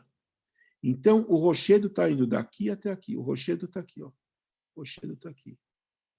Daqui para frente é fossa média. O rochedo acaba aqui. Daqui para trás é tentório. Meu tumor está sentado aqui, ó. Meu tumor está sentado aqui. Bom, para você expor o giro temporal inferior, você precisa drilar osso. Sempre que você fizer uma craniotomia sem drilar osso, você vê um sulco, é o sulco temporal superior. Por quê? Porque o giro temporal inferior, ele é muito pouco, ele é baixinho, ele não é alto. Ele é largo lá dentro na base, mas ele é baixo. Então, para expor o sulco temporal inferior e expor o giro temporal inferior, você tem que drilar osso. E olha aqui onde a parietomastoideia se continuava com a estamosa que eu pintei aqui. Então, o rochedo está aqui, ó. O rochedo está aqui. Aqui é osso petroso. Aqui é osso petroso. Então, eu sempre brinco dizendo que em cirurgia você tem que ter 2 ou 3 planos. Meu plano A aqui é eu tirar uma porção do giro temporal inferior, eu ir por baixo, reconhecer tudo, tirar líquor da cisterna ambiens e aí tirar o giro fusiforme, ter bastante espaço para trabalhar até dentro do ventrículo. Esse é o meu plano A. O meu plano B, se eu não conseguir aqui por baixo, tiver uma veia de lá B, aí eu vou ter que ir pelo temporal. E o meu plano C, eu sempre brinco dizendo, é melhor eu ir embora daqui porque eu não estou conseguindo. I'd better get out of here, eu brinco dizendo quando eu falo inglês. Você tem sempre que reconhecer aonde você pode ir e aonde você não pode ir. Então, vamos lá. Entramos por aqui, estou expondo o tentório. Se eu bater aqui, é duro. Aqui é rochedo. Se eu bater aqui, é mole. Aqui é tentório. Então, eu sei que meu tumor está sentado aqui. Eu vejo o aracnoide, abro o aracnoide, tiro o líquor do ambiens e lembro do Evandro, que me ensinou que o troclear entra no tentório, embaixo do tentório, na altura do sulco mesencefálico lateral. Quando você vê isso daqui, você sabe que no tronco o sulco mesencefálico lateral está aqui. Se você tiver um cavernoma para frente do sulco mesencefálico lateral, essa é a referência que você vai usar anatomicamente. Essa é a referência. A entrada do troclear aqui embaixo. Mas vejam quanto espaço eu ganhei. Tinha uma labê camarada aqui, tá certo? Eu volto. The more you know, the more you see. Você está vendo aqui um giro fusiforme. Olha a ponta do giro fusiforme aqui. Olha a ponta do giro fusiforme. A ponta do giro fusiforme é onde o occipito temporal encontra com o colateral. Você sempre tem isso. Olha a ponta aqui. The more you know, the more you see. Isso aqui, olha, é o sulco colateral vindo daqui e que continua aqui para frente. Isso daqui é o occipito temporal. Vocês veem como o giro temporal inferior é largo aqui embaixo. Ele é largo, só que ele é pouco baixo. Ele é baixinho, mas ele é largo. Então, gente, é isso. O meu tumor está bulging aqui, eu estou vendo, eu vou te retirar isso daqui. Mas para trabalhar bem, eu vou fazer uma janelinha no giro temporal inferior e vou tirar todo o giro fusiforme, que já está sentado em cima do rochedo aqui na frente, o tentório está aqui atrás, o tumor está sentado no tentório, aqui não tem mais tumor, eu sei porque eu estudei o tumor, tá certo? E eu fiz a minha janelinha e tirei todo o giro fusiforme. Vocês veem aqui a anatomia do giro fusiforme e tirei um tumor que entrava dentro do átrio. Bom, eu queria parar por aqui, fazendo uma propaganda desse nosso livro, que nós temos por tudo que a gente publicou, tudo que a gente estudou e tudo que o Evandro me cochichou, eu pus aqui também, no sentido de como usar a anatomia aplicada. E queria, na realidade, parar por aqui, agradecer, e se vocês quiserem discutir alguma coisa, ficar aqui à disposição de vocês. A minha intenção não foi mostrar como se opera cada tumor. Eu acho que cada um opera de maneiras diferentes, cada serviço tem suas preferências. A minha intenção aqui foi mostrar uma das maneiras de operar esses tumores, mas principalmente como usar dicas anatômicas para saber expor o tumor e operar o tumor, e identificar os sulcos relacionados com o tumor. É assim que vocês têm que pensar. Sempre entender o tumor, ver em que compartimento ele está, que região que ele está, às vezes é uma região giral, às vezes é uma região lobar, o que delimita esses sulcos, entender os sulcos, expor os sulcos, usar os sulcos ou como referências ou como vias de acesso, mas saber onde vocês estão, que nem vocês sabem quando você está num ângulo ponto ou numa cisterna supracelular. Obrigado mais uma vez. Muito obrigado, doutor Guilherme. Excelente, né? Como sempre, acho que para os nossos residentes, para todos nós, na verdade, rever e aprender esses pontos é fundamental. E eu iria ampliar o que o senhor falou eu uso isso o tempo inteiro em cirurgia de epilepsia, né? Esses conhecimentos que o senhor passou dos sulcos, da neuroanatomia topográfica, eu uso o tempo inteiro em epilepsia, porque mesmo tendo neuronavegador, mesmo sendo uma cirurgia cortical, sempre dúvida, né, de onde está o sulco central, onde não está, se a área onde a gente está exatamente, né, quando tem uma superfície cortical exposta, né? Então, a relação anatômica é fundamental. E aproveitar, eu vou fazer a primeira pergunta para o senhor, depois abrir para os outros. E as veias, doutor Guilherme, o senhor fez algum estudo com as veias, com a relação das veias com os sulcos e os giros?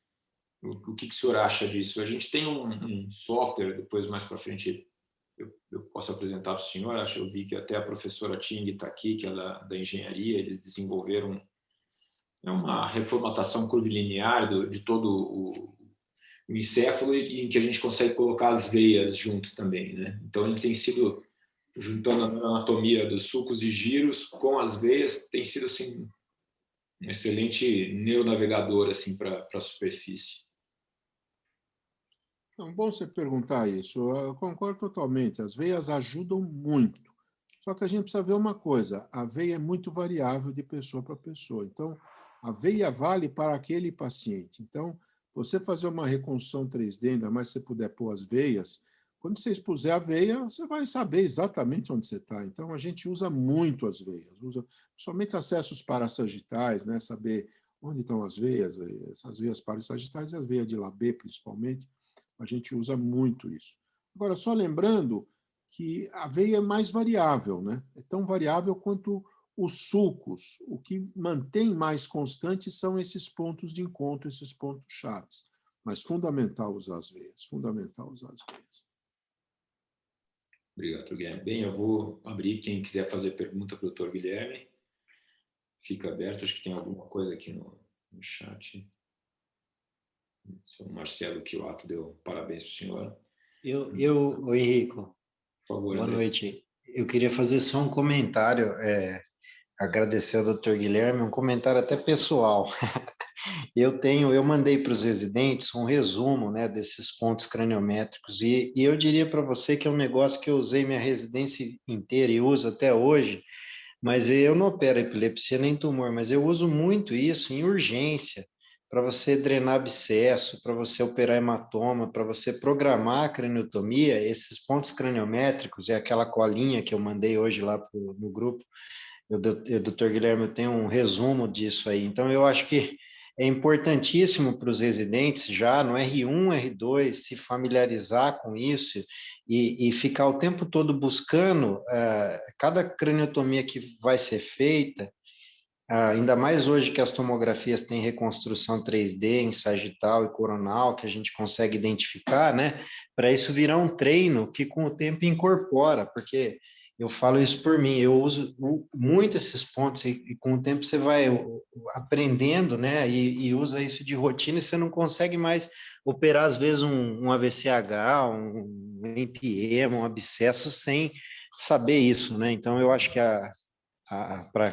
mesmo para quem não vai fazer tumor ou epilepsia, que são cirurgias mais anatômicas, isso é um conhecimento, eu vou dizer, um mapa para o neurocirurgião, entendeu? Eu queria completar isso que você está dizendo, para dizer uma coisa interessante. Você sabe onde eu mais uso os pontos craniométricos? Para operar hematoma subdural crônico. Talvez seja o que eu mais opere hoje em dia, porque com o uso de anticoagulante, antiagregante, mas tem o Hospital Geral, a gente tem isso quase que toda semana. Então, como é que eu faço? O hematoma subdural crônico, ele cobre os giros.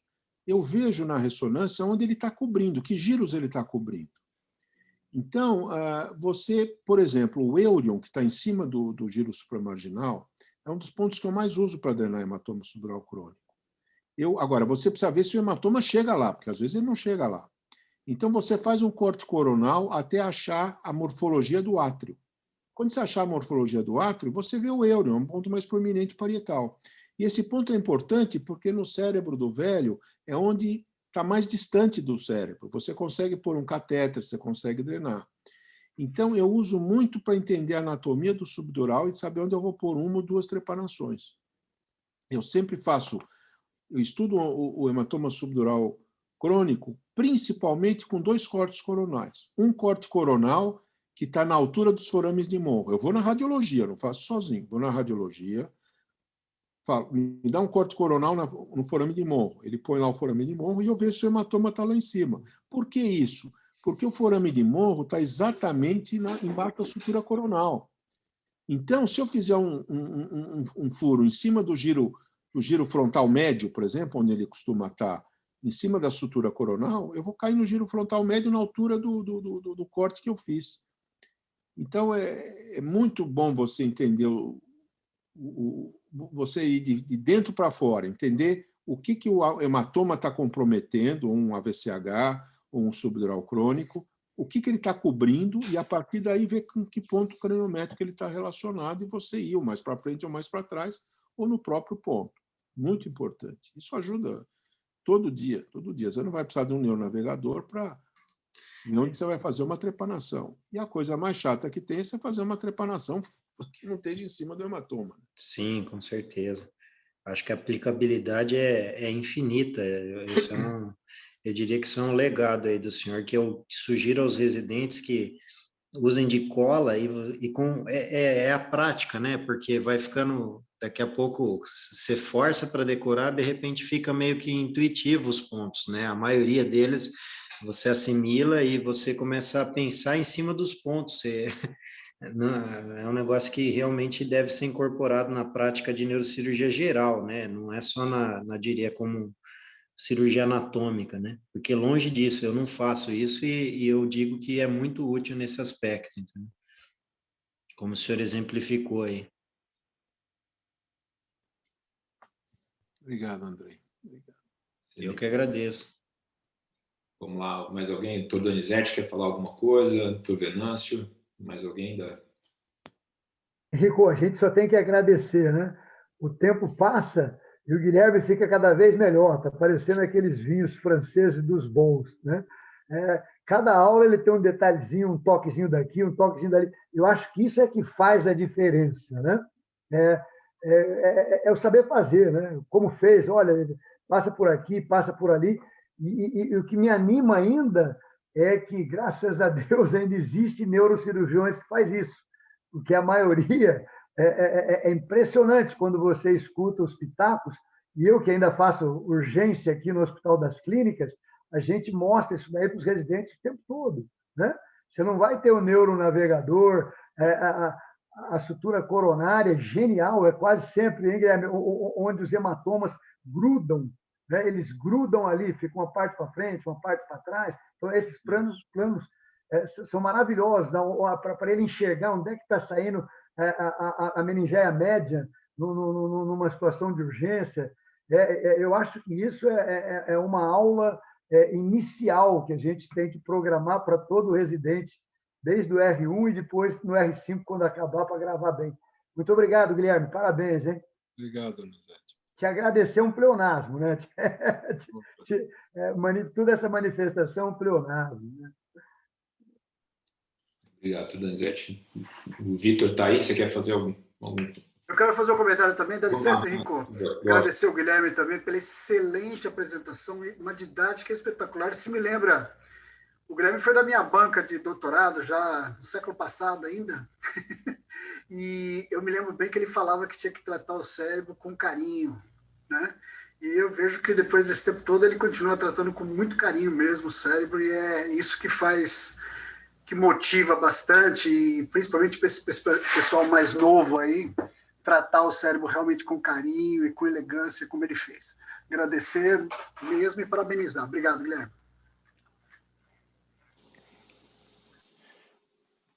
Boa noite, doutor Guilherme. Tudo bem? Vitor falando. Como vai? Primeiro, essa brilhante aula. Foi um passeio pela anatomia. Faz parecer tudo muito simples, muito fácil. Tá de parabéns pela aula e pela didática.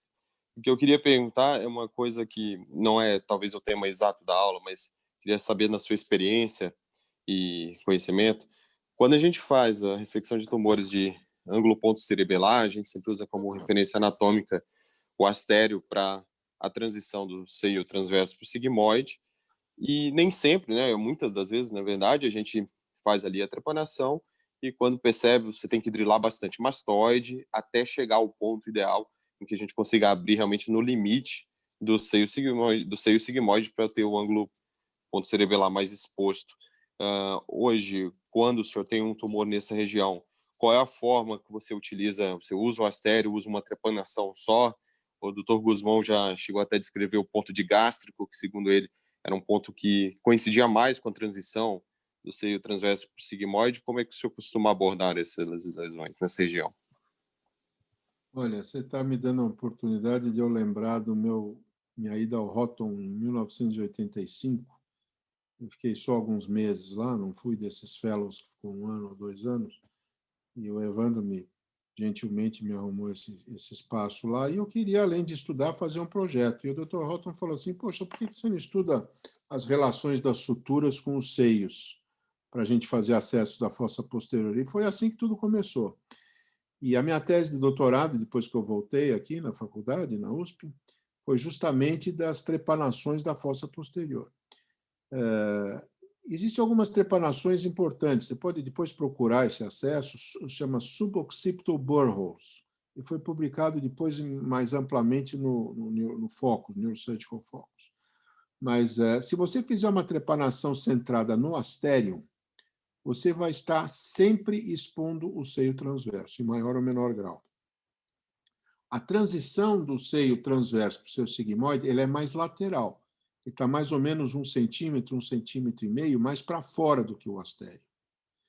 Então, por exemplo, se você quer fazer uma descompressiva do facial, que seria uma exposição da porção alta do ângulo ponto, você pode fazer uma trepanação no astério.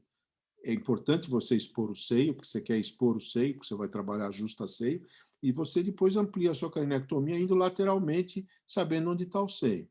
Se você quiser fazer uma exposição, por exemplo, para uma descompressão, uma descompressão do trigêmeo, você faz isso, que é ao alto.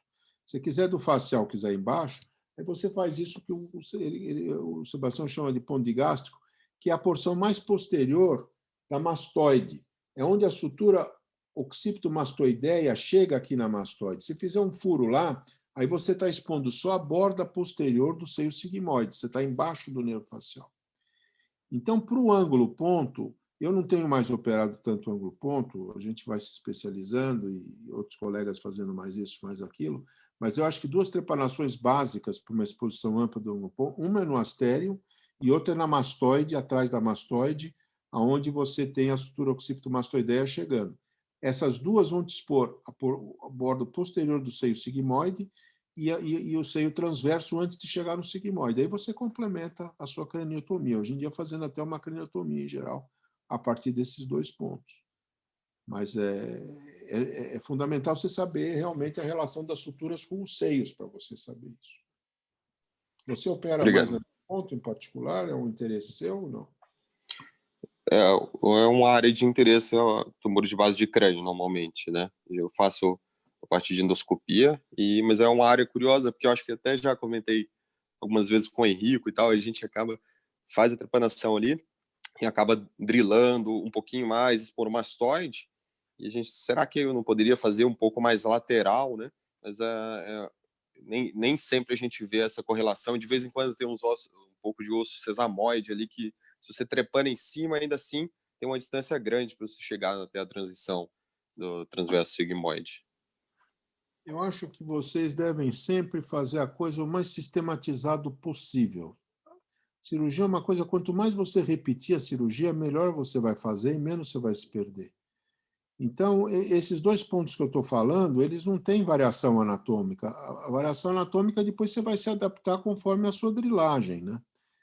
Então, eu acho que você tem que começar com uma trepanação basicamente no astério e outro atrás da mastoide e depois fazer sua craniotomia drilando aí o que for necessário.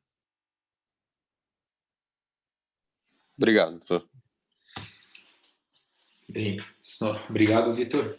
Os nossos residentes, acho que os residentes deveriam aproveitar aí a oportunidade de ter o Dr. Guilherme, né? Não é uma oportunidade singular aí dele estar aqui com a gente, ainda mais com a pandemia, né? Se não fosse, seria muito mais legal, né, Dr. Guilherme, poder... Eu espero no futuro, em um dia aí com vocês, e dar algumas aulas, vamos ver se a gente consegue. Vai ser muito fantástico. gostoso. Mas às vezes os residentes ficam um pouco tímidos, mas eu acho que vocês deveriam pelo menos aproveitar e tirar alguma dúvida, perguntar alguma coisa para o doutor Guilherme. Tem ex-residentes também, tem o Cleiton, tem um pessoal aí que... Boa noite, pessoal. Boa noite, doutor Guilherme. Aqui é Cleiton, fui ex-residente da Unicamp. Gostaria de fazer uma pergunta para o senhor, que o senhor comentou particularmente naquele caso do glioma de ínsula. E atualmente, assim, qual que é a preferência do senhor quanto ao acesso para um tumor de ínsula? Muito se fala da monitorização intraoperatória, então de mapeamento e entrar transcortical, né, transopercular. O senhor acha que ainda tem espaço para cirurgia transilviana? Existe alguma situação específica que o senhor preferiria ir transilviano? Eu acho que se você tiver a sorte de você ter um tumor de ínsula pequeno, principalmente anterior, e que ele está se dirigindo para o ponto silviano anterior, eu acho que você vai conseguir fazer até melhor uma remoção transilviana do que uma transopercular. Agora, infelizmente, a maioria desses tumores a gente já vê de um tamanho grande e pegando o quadrante posterior e superior, que é uma região difícil, porque a ínsula ela é um V, assim, né? Quer dizer, a fissura silviana é um V. Você não consegue abrir muito posteriormente e muito menos levantá-la. Então, nesse sentido, eu acho que a remoção transopercular ajuda muito, muito, muito, muito, muito. Eu acabei indo para o Dufo, fiquei muito amigo dele, dei umas aulas lá no serviço dele, acabei indo para lá e acabei até levando alguns pacientes e operando com ele alguns pacientes. E depois meu filho Eduardo acabou ficando um bom tempo lá e pegou o jeito de fazer estimulação e ele que faz essa parte mais para nós hoje em dia. Então, eu diria que os tumores grandes a gente já parte para remoções transoperculares, sabe? Eu acho que, por exemplo, o que o Touré consegue fazer transilviano é uma coisa única.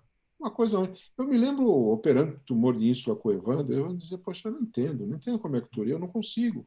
Realmente é uma coisa muito muito dele, e não é tão reprodutível, tá certo? E o que parecia horroroso, o transopercular, onde já se viu tirar cérebro, não sei o que, realmente é a solução. Agora, do lado esquerdo, evidentemente, o doente precisa estar acordado para você fazer uma remoção do opérculo. O lado direito, os colegas tipo o Mitch Berger, o próprio Dufault, o Lorenzo Bello, que se dedicam mais a isso, eles acham que você tem que operar todo mundo acordado. Eu não acho tanto assim. Eu acho que do lado direito você pode, de repente, não operar o doente acordado, fazer uma monitorização mais motora, você não está com áreas de linguagem, você vai se sentir mais à vontade desses tumores grandes, né? Mas eu acho que, respondendo, transsilviano, se você tiver um tumor restrito aos lábios da fissura, e quanto mais anterior, melhor, porque você consegue abrir bem a fissura, e você vê isso se o tumor está aflorando no ponto silviano anterior, aí ótimo, perfeito. Senão você tem que estudar o transopercular, mas estudar anatomia para ver aonde você vai fazer o acesso transopercular. E nesses casos, eu acho que o ultrassom ajuda muito, né? O ultrassom é um exame que a gente usa cada vez mais para tudo. AVCH, cavernomas, tumores, de uma maneira geral, a gente usa muito ultrassom intraoperatório. Entendi. Tumor de ínsula, eu acho que é uma das cirurgias mais difíceis que tem na neurocirurgia. É muito difícil, é muito difícil. E é comum, você acha que tirou um monte, vai ver, ficou um monte de tumor. É uma coisa difícil, desgastante. É difícil mesmo. Aproveitando a pergunta do Cleiton, doutor Guilherme, eu tenho assim, a impressão de que quando vai transopercular, tem menos controle da anatomia, né? Aí teria que confiar mais, né? Por exemplo, num ultrassom, no caso, ou até no neuronavegador, mas eu realmente nunca operei transopercular, eu me pergunto assim, nós vamos ter praticamente 2 camadas, né, de pia e aracnoide, né, antes de chegar no tumor, né, a da base do opérculo, né, aí eu vou ter os vasos ali, né, os ramos M3 da fissura e depois entrar na ínsula, né. Então, não sei, as epilepsias que eu fiz de ínsula, admito que fiz abrindo a fissura, pelo menos para ter um padrão anatômico, né, pelo menos para eu ter conseguir colocar na minha cabeça onde estão as coisas e aí depois tirar o opérculo, se for o caso, né? Pois é, o Dufault não faz isso porque ele não é um cirurgião cisternal. Eu comecei com cirurgia vascular também, durante muitos anos fiz aneurismas, então a gente está familiarizado com isso. Eu diria que você é a pessoa ideal para você tirar o opérculo depois de abrir a fissura. Isso, né? Porque você sabe lidar bem com os vasos, você vai saber onde você está, entendeu? Então, você pega, por exemplo, a casuística daquele alemão, SCH, alguma coisa. Schramm. Poxa, o Schramm, ele fez muita epilepsia e fazia muito tumor de ínsula. Ele tirava sistematicamente a pars orbitalis e ele ia da frente para trás para tirar o tumor. Ele abria a fissura e tirava a pars orbitalis. Você pode começar a tirar partes triangulares e no lado direito, principalmente até mais posterior, e você vai indo. Você sabe onde estão os vasos, você entra por cima, entra por baixo, e vai desenvolvendo em função da técnica que você está acostumado, entendeu? Agora, eu concordo, você entra direto no opérculo, você se perde, eu concordo. Você sabe onde está o tumor e você trabalha dentro do tumor. É isso que você acaba fazendo. Agora, esses vasos que a gente tem tanto medo, eles acabam sendo rechaçados, entendeu? E operando com cuidado, você vai por cima deles, em geral. Eles acabam sendo jogados para baixo. Mas, enfim, é um problema. Tumor nisso, se você me perguntar, não é uma coisa que eu me sinto à vontade, não é um problema resolvido para mim, de jeito nenhum. De jeito nenhum. Muito obrigado, excelente. Eu vou perguntar agora para vocês, como é que vocês estão fazendo a amídolipocampectomia? Qual é o acesso que vocês estão fazendo? Hoje atualmente, até foi um artigo, acho que está aqui, o meu aluno, acho que o João Paulo está aqui na aula, o João Paulo Santana, ele está aqui, aluno de doutorado, A gente publicou no Journal of Neurosurgery. A gente faz uma abertura anterior da fissura silviana, basicamente do límen da ínsula para frente, expõe o uncus, e aí a gente traça uma linha da impressão do suco renal, né, sobre, né, que está acima do uncus, até o límen da ínsula. Então você coagula isso daí até o límen da ínsula e depois corta perpendicularmente para fora. E aí a gente tira essa ponta do temporal e fica com o uncus exposto ali embaixo. Aí a gente começa uma aspiração anterior e do uncus até achar o sulco colateral. Na hora que acha o sulco colateral, segue o sulco colateral um pouco para trás e aí ele vai apontar necessariamente para o corno temporal do ventrículo, né? Através do sulco colateral, a gente entra no corno temporal do ventrículo, põe uma espátula, daí vai levantar, né, o que vai estar ali, né, anterior ao ponto coroideu, né, anterior. O que vai estar na frente vai ser a amígdala. Então a gente põe uma espátula, levanta a amígdala e aí a gente já desconecta, né, a amígdala do hipocampo, tudo, tira a amígdala num bloco, né, a parte do uncus, né, que tem a amígdala, tira num bloco e aí acaba que sobra o hipocampo ali embaixo para a gente, né? E aí daí abre a fissura coroideia e tira o hipocampo, basicamente assim. O Fábio está aqui, né, que é o nosso neuropatologista, e aí a gente tenta, como a gente está tendo uma relação bem próxima, né, com a neuropatologia e tudo, então a gente tenta mandar 3 espécimes, né, para o Fábio analisar: a pontinha do temporal, a amígdala, né, o uncus com a amígdala e o corpo do hipocampo. E aí é onde o Fábio faz os estudos lá para poder classificar o tipo de esclerose, né, mesial que tem. A gente também está procurando alterações na ponta do temporal que possam ser epileptogênicas e tudo mais. Exatamente. O que eu acho que reforça sempre, a gente sempre fala isso, né, Henrico, é quanto fica homogêneo a amostragem, né? Quanto essa técnica tem permitido ter espécime sempre com o mesmo padrão de representação, né? Para as análises da nossa parte tem sido essencial. Depois que começou essa abordagem padrão aqui no serviço, foi outro nível de qualidade de análise e também de qualidade de laudo que a gente consegue fazer, né? Para fechar o caso como um todo, ficou assim, outro padrão. Para mim, como patologista, é excelente essa técnica que vocês fazem. E só aproveitar, já que você me chamou aqui, cumprimentar o Dr. Guilherme pela aula, achei excelente a apresentação, confesso que foi a primeira apresentação dele que eu assisti e fiquei impressionado mesmo com a didática, como já falaram, e acho que essa aula como o Vitor falou, um passeio na anatomia, né? A gente consegue relembrar aí diferentes etapas da formação, né? A importância da anatomia, conceitos básicos e depois aplicados à técnica cirúrgica.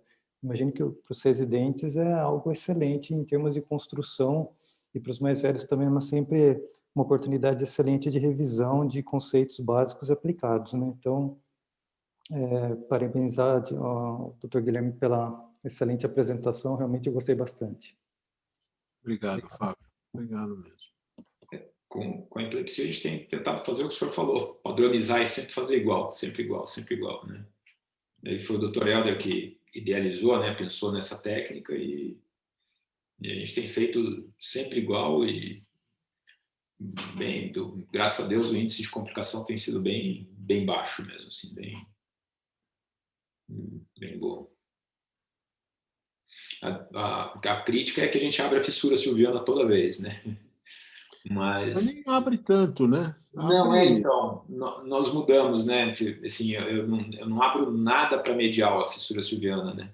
Então, assim, não exponho o nervo óptico, não exponho nada. Eu abro, assim, a ponto de ver, a hora que eu vejo o uncus, é o suficiente tirar a ponta e daí vai tudo por dentro do uncus e do mesial, né? Daí não volta mais para lá, né?